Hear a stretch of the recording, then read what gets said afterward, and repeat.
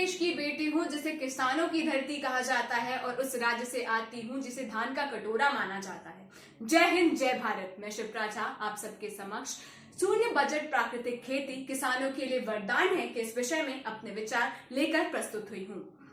न दिन की धूप सताए उसे, न अंधेरी रात डराती है। डटे रहे हर मौसम में वो जब तक फसल ना पक जाती है। सूरज के उठने से पहले पहुंच खेत वो जाता है। उस किसान की खातिर तो यह धरा ही उसकी माता है, यह धरा ही उसकी माता है। भारत, जब यह शब्द हमारे जहन में आता है तो एक किसान का चेहरा हमारे समक्ष उभर पड़ता है, क्योंकि यह धरती किसानों की थी, है और सदैव रहेगी।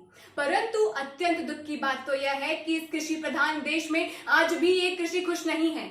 आज हर साल हजारों की तादाद पर कृषि आत्महत्याएं करते हैं, जिसका कारण कहीं ना कहीं रासायनिक खेती ही है, जिसकी लागत बहुत ज्यादा और आय बहुत कम होती है। वे कर्जे के चक्रव्यूह में फंस जाते हैं कि उन्हें अपनी जिंदगी त्यागना ज्यादा आसान लगता है।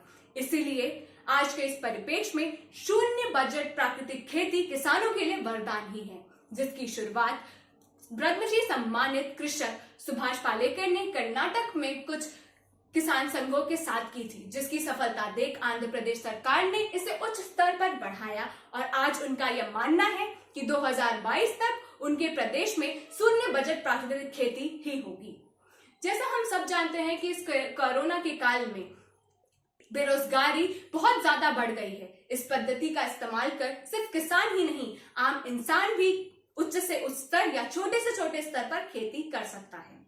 हमारे माननीय प्रधानमंत्री का किसानों को लेकर सपना है दुगनी उपज दुगनी आय, जो सिर्फ शून्य बजट प्राकृतिक खेती के माध्यम से ही संभव है। सरकार को कुछ ऐसी नीति बनानी चाहिए जिसमें जमीन का कुछ प्रतिशत किसान हिस्सा प्राकृतिक खेती के लिए दे और अच्छा लाभ मिलने पर वे इसका स्तर बढ़ाएं, जिससे इस पद्धति को प्रोत्साहन मिलेगा और वह छोटे से छोटे किसानों तक पहुंचेगी।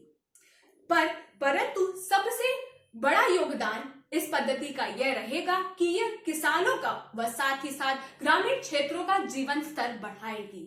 ग्रामीण विकास की जो रफ्तार है, ग्रामीण क्षेत्र की जो रफ्तार है, वह जल्दी बढ़ेगी। और जब किसी देश में गांव का विकास होता है, ग्रामीण क्षेत्र का विकास होता है, तभी वह देश विकसित करता है। धन्यवाद।